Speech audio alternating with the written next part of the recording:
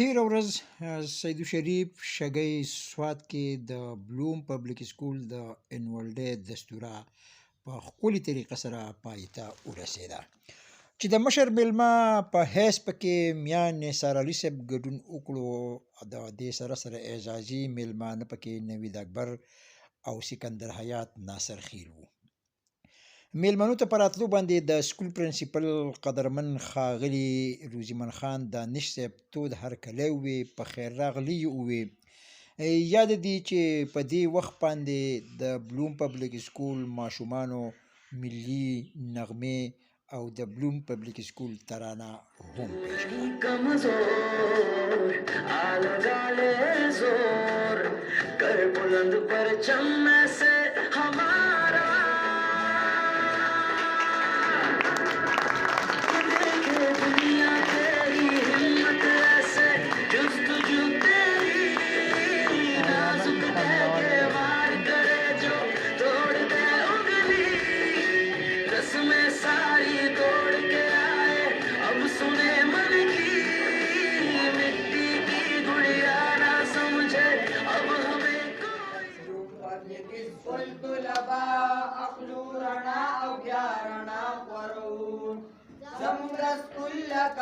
شمی پشان پتنگان مینار خواخورو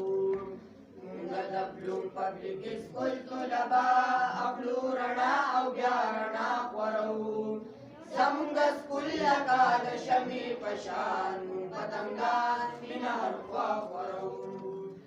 مونږ ګلونه د وطن د خاورې خوشبو خوره به کړو په سمه غرونو مونږ به د دې وطن جرې رڼا کړو راج به کوو د خوار غریب په زړونو مونږ د کتاب او د قلم په ژبه رڼا د پوهې خورول غواړو مونږ سیرت او بصیرت په سبب هر یو ناپوهه پوهول غواړو مونږ د بلوم پبلک سکول طلبا اخلو رڼا او بیا رڼا خورو زمونږ سکول لکه د شمې په شان پتنګان مینار خواخورو. په دستوره کې د سکول قابلانو ماشومانو په ښکلي انداز باندې خپل تقریرونه هم په دا ډول باندې پیش کړل. کامیابی اجتماعی ہو یا انفرادی دنیاوی ہو یا آخر اس کا تعلق صرف عورت کی ماہرت صرف یہ نہیں کہ وہ اچھا کھانا پکا لے بلکہ اس کی ماہرت یہ ہے کہ ایک بچہ تربیت کر کے ایک اچھا انسان بنانا عورت کا اصل ہنر ہے. د ګلالو ماشومانو د تقریرونو سره سره د بلوم پبلک سکول ګلالو ګلورونو او ښایسته ماشومانو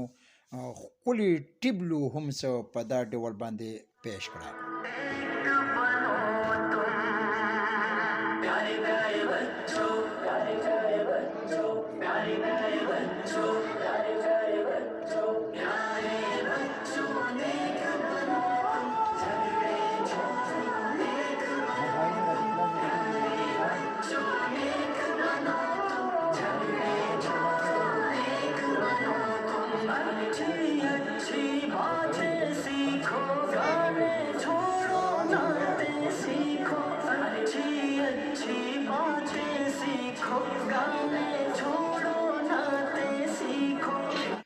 دستورې ته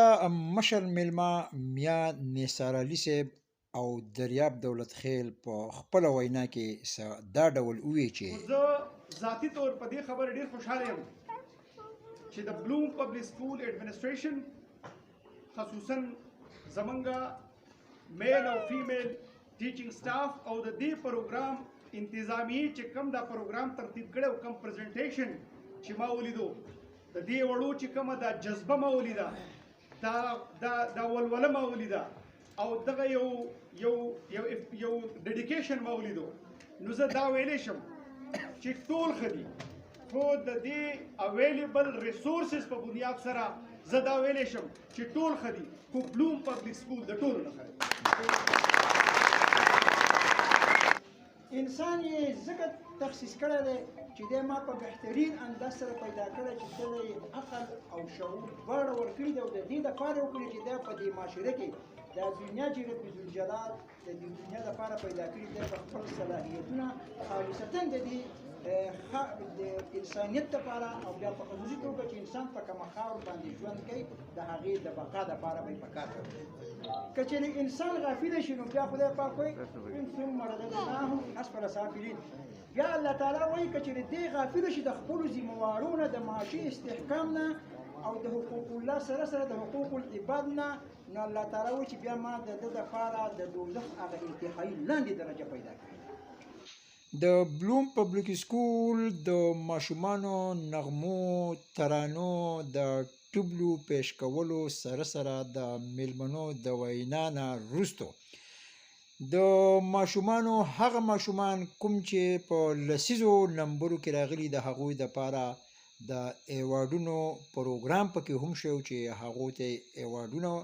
ورکړل شول او سامعینو او میلمنو د هغو والدینو ته د بلوم پبلک سکول پرنسپل په شمول ټولو همکارانو ته په ښه دستوره باندې مبارکباد وي په لوی الله مسپارم د خپل ځان خیال ساتئ. السلام علیکم ورحمة الله وبرکاته.